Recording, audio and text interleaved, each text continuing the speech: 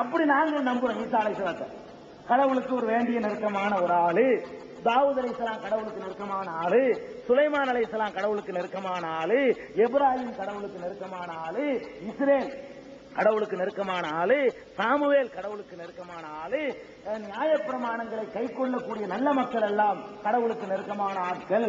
இப்படி நாமளும் நம்புறோம். அப்ப இந்த பிதா குமாரன்கிறதுக்கு ஒரே ஒரு இடத்துல மாத்திரம் ஒரு அர்த்தம் கொடுக்கிறது, மற்ற ஆட்களை பத்தி சொல்லும் போதெல்லாம் அதை கண்டுக்கிறாங்கிறது என்ன நியாயம்? இது யாரையெல்லாம் ரெண்டு முடிவுக்கு வந்து ஆகணும். ஒண்ணு, இந்த பிதா குமாரன்கிறதுக்கு ஒரு அர்த்தம் செஞ்சுட்டு அந்த அர்த்தத்தை கடைசி வரைக்கும் கடைபிடிக்கணும். பிதாண்டு எங்க எல்லாம் சொல்ல குமார் என்று சொல்லப்பட்டிருக்கிறதோ அவங்களை எல்லாம் நாங்க கடவுள் குமார் என்று சொல்லுவோம். அவங்க எல்லாம் எங்களை ரசிக்குவாங்க, அவங்க எல்லாம் எங்களை காப்பாற்றுவாங்க, அவங்க எல்லாம் கடவுள் அம்சம் பெற்றவர்கள் சொல்லணும். அல்லது இந்த பிதா குமாரன் அந்த அர்த்தத்தில் வந்தது இல்ல, நெருக்கமானவருங்கிற அர்த்தத்தில் வந்ததுன்னு சொல்லணும். அப்ப அப்படி அவங்க சொல்றது இல்ல, யாரையும் கடவுள்னு சொல்றது காணாம். ஈசா அலைஹிஸ்ஸலாத்தை மாத்திரம் தான் சொல்றாங்க. அதே நேரத்தில் இந்த மற்ற ஆட்களுக்கு வர்ற இடத்துல எல்லாம் அந்த சாதாரண அர்த்தம் கொடுத்துடுறாங்க. இது என்ன நியாயம்? இப்படி செய்வதற்கு என்ன முகாந்திரம் இருக்குது? ஒரு முகாந்திரமும் கிடையாது. ஆக கடவுளுடைய குமாரன் என்று சொல்லப்படுற காரணத்தினால அவரை கடவுள்னு சொல்ல முடியாது. சரி, அடுத்து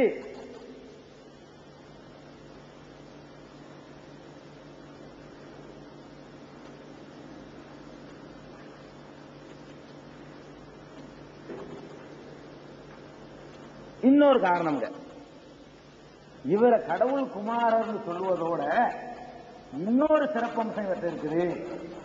என்னதான் இருந்தாலும் தந்தை இல்லாம பிறந்திருக்காருல, கடவுளுடைய குமாரன் சொல்றோம். அதே நேரத்தில் இயேசுக்கு என்ன இல்ல? தந்தை இல்ல. அப்ப தந்தை இல்லாத ஒரு கட்டத்தில் கடவுள் குமாரன் சொன்னா அதுக்கு என்ன அர்த்தம்? அப்ப அதுக்கு வேற அர்த்தம் தான் கொடுக்கணும். அதுக்கு நியாயப்படுத்துறவங்க சொல்லக்கூடும். அதாவது மற்றவங்களுக்கு எல்லாம் தந்தை இருக்கிறாங்க, இந்த தாவீதுக்கோ சாலமோனுக்கோ எப்ராஹிமுக்கோ இஸ்ரேலுக்கோ இவங்களுக்கெல்லாம் தந்தை இருக்கிறாங்க, இயேசுவுக்கு தந்தை கிடையாது. அதனால அந்த தேவகுமாரன்கிறதுக்கு அதுக்கு வேற அர்த்தம் தான் கொடுத்து ஆகணும் அப்படின்னு கூட என்ன செய்யலாம், அவங்க சொல்ல முடியும். சொன்னாலும் கூட அதையும் மறுக்கிறதுக்கு இன்னும் கொஞ்சம் பேர் தந்தை இல்லாம பிறந்திருக்கிறாங்க, பைபிள் சொல்லு. அதையும் மறுக்கிறதுக்கு தந்தை இல்லாம இன்னும் நிறைய பேர் பிறந்திருக்கிறாங்க என்று பைபிள் சொல்லுது. அப்ப குறைஞ்சபட்சம் அவங்களையாவது என்ன செய்யணும், இவங்களெல்லாம் விட்டுருவோம், அவங்களையாவது தேவனுடைய குமாரன் சொல்லி கடவுளுடைய அந்தஸ்தை அவங்களுக்காவது கொடுத்திருக்கணும். அப்படி கொடுத்திருக்கிறாங்களான்னு கேட்டா அப்படி கொடுக்கல. அது யாரு பாருங்க, ஒன்னு ஒன்னா சொல்றாரு. ஏனோஸ் சேத்தின் குமாரன், சேத் ஆதாமின் குமாரன், ஆதாம் தேவனாலே உண்டானவன் என்று லூக்கா 3:38 சொல்லுது. லூக்காவுல 3:38 சொல்லுது. ஏனோஸ்ங்கிற ஆளு சேத்துங்கிற ஆளுடைய குமாரன். சேத்தனா சீது அலைஹிஸ்ஸலாம் நாம சொல்லுவோம். சேத்துடைய குமாரன், சேத்து ஆதாமின் குமாரன், ஆதாம் தேவனாலேயே உண்டானவர். இங்கிலீஷ்ல சன் ஆஃப் காட்னு இருக்கு. தேவனாலே உண்டானவர்கள் இடத்துல கடவுளுடைய குமாரன். இவங்களுக்கெல்லாம் தந்தை இருக்கிறாங்க, ஆதாமுக்கு தந்தை இல்ல. ஆங்கிலத்தில் சன் ஆஃப் காட் இருக்கு, தமிழ்ல மாத்திரம் தேவனால உண்டானவன் மொழிபெயர்க்கப்பட்டிருக்கிறது. இது லூக்கா 3:38 இடம்பெற்றிருக்கக்கூடிய வசனம். இப்ப நீங்க யோசிச்சு பாருங்க, இயேசுவுக்கு தந்தை தான் இல்ல, தாய் இருந்தாங்க. இயேசுவுக்கு யாரு இல்ல? தந்தை இல்ல, தாய் இருந்திருக்கிறாங்க.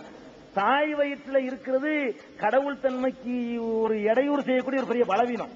தாயுடைய வயிற்றுல 10 மாசம் இருக்கணும், ஒண்ணும் தெரியாம இருக்கணும், அந்த ரத்தம் அது இது மற்றதையெல்லாம் பிறந்துகிட்டு கிடக்கணும், அதான் இருக்குமா இல்லையா? அது மாதிரி இருக்கணும், 10 மாசம் காத்து இருக்கணும். பிறந்த பிறகு சின்ன பிள்ளையா அவர் இருந்திருக்காரு, சின்ன பிள்ளையா இருக்கும்போது மலஜலம் கழிச்சு அதை நாசப்படுத்தி இருக்கணும். இந்த சின்ன பிள்ளைக்கு உரிய பலவீனங்கள்லாம் இருக்கும். தாயுடைய மார்பகத்தில் பால் அருந்தி இருக்கணும், பால் அருந்தினார்னு சொல்லி பிறகு வரும். நான் சொல்லுவேன், தாயுடைய மார்பகத்தில் அவர் பால் அருந்தி இருக்கிறார்னு சொல்லப்படுது. இவ்வளவெல்லாம் இருக்கும் எதுல? தாய் மாத்திரம் இருக்கும்போது.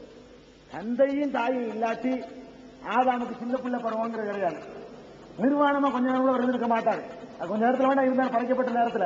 அதுக்கு பிறகு நிர்வாணமா தெரிஞ்சிருக்க மாட்டாரு, சாக்கடையில பிறந்திருக்க மாட்டாரு, கண்ட இடத்துல மலத்தில் கழிச்சிருக்க மாட்டாரு, படத்துக்கிட்ட எல்லாத்தையும் செஞ்சிருக்க மாட்டாரு. அது மாதிரி தாயுடைய மார்பகத்தில் பாலர்ந்து இருக்க மாட்டாரு. ஆதாமுக்கு இந்த பலவீனம் கூட இல்லை. அவரும் தேவனுடைய குமாரன் சொல்லப்படுது. ஆதாமுக்கு தேவனுடைய குமாரனோட பிளஸ் பாயிண்ட் என்ன? தகப்பனும் இல்ல, தாயும் இல்ல. அப்ப இயேசுவை கர்த்தர் என்று சொல்வதாக இருந்தால் தாய் தந்தை இல்லாத காரணத்தினால தாயும் தந்தையும் இல்லாத ஆதாமை என் கடவுள் என்று சொல்லவில்லை. இன்னும் சொல்ல போனா பைபிள் சொல்லுது, ஸ்திரீயுடைய வயிற்றுல பிறந்த யாரா இருந்தாலும் அவன் நல்ல மனுஷன் கிடையாதுன்னு சொல்லப்படுது.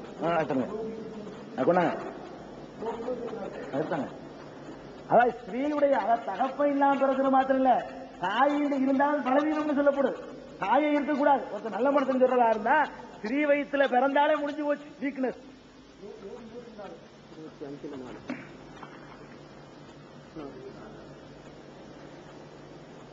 இப்படி இருக்க யோபு என்ற, யோபுனா ஐயூபுன்னு நம்ம சொல்லுவோம், யோபு என்ற அதிகாரத்துல ஆகமத்துல 25வது அதிகாரம் 4வது வசனம் சொல்லுகிறது, இப்படி இருக்க மனுஷன் தேவனுக்கு முன்பாக நீதிமானாய் இருப்பது எப்படி? ஸ்திரீயினிடத்திலே பிறந்தவன் சுத்தமாய் இருப்பது எப்படி? ஸ்திரீயினிடத்திலே பிறந்த தகப்பனங்க குறிப்பிடல, வித்த பத்தி குறிப்பிட கிடையாது. இங்க ஸ்திரீயிடத்துல போய் பிறந்தவன் சுத்தமாய் இருப்பது எப்படி என்று சொல்லி பைபிளே கேட்குது. அப்ப ஈசா அலைஹிஸ்ஸலாத்துக்கு இந்த பலவீனம் இருக்குது. ஸ்திரீ வயிற்றுல பிறந்தது சுத்தமா இருக்க முடியாது.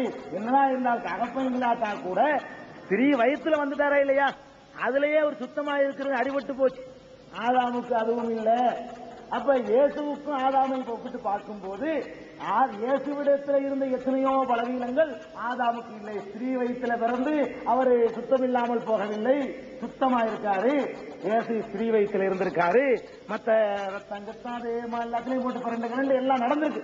உங்க கருவறையில் என்ன நடக்குமோ அவ்வளவு நடந்திருக்கு. அது போக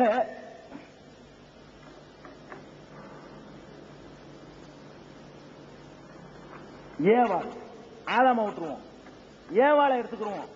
ஏவாள்னா ஹவ்வான்னு நம்ம சொல்லுவோம் இல்லையா, அவங்க ஆதாமுக்கு ஜோடி. இந்த ஹவ்வா என்ற ஆதாமுடைய ஜோடிக்கும் யாரு கிடையாது? தகப்பனும் கிடையாது, தாயும் கிடையாது.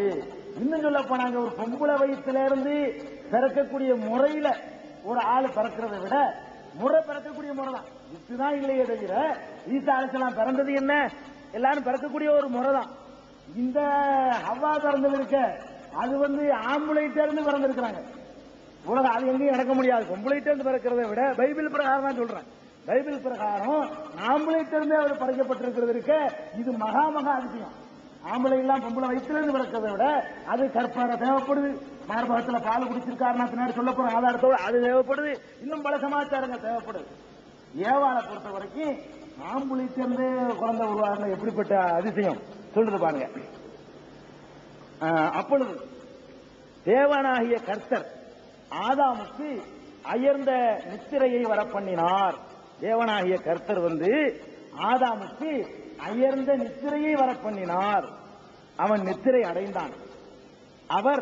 அவன் விலா எலும்புகளில் ஒன்றை எடுத்து அந்த இடத்தை சதையினால் அடைத்தார். விலா எலும்புகள்ல ஒன்றை எடுத்துட்டு கொஞ்சம் சதையை எடுத்துக்கிட்டு அதை அடைச்சார்.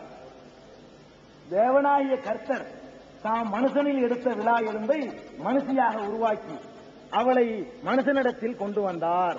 ஆதியாகமத்தில் 2:21-22 ஆகிய வசனங்கள் சொல்கின்றன. அப்ப ஏவாளுடைய படைப்பு ரொம்ப விசித்திர அதிசயமா இருக்கு. பார்க்கவே நம்பவே முடியல. இதுலயும் நம்பத்தான் முடியல. கொஞ்சம் இது ஈசா அலைஹிஸ்ஸலாம் பிறந்தது நம்ப முடியல. தகப்பன் இல்லாம பிறக்கிறதுல கொஞ்சம் நம்ப முடியல. ஆனாலும் பாதி சாத்தியக்கூறு இருக்கு. ஒரு தாய் இருக்கு, ஒரு கற்பனை இருக்கு, பிறக்க வேண்டிய வழி இருக்குது, குழந்தை பருவம் இருக்குது, எல்லாம் இருக்குது. இதுக்கு குழந்தை பருவம் கிடையாது.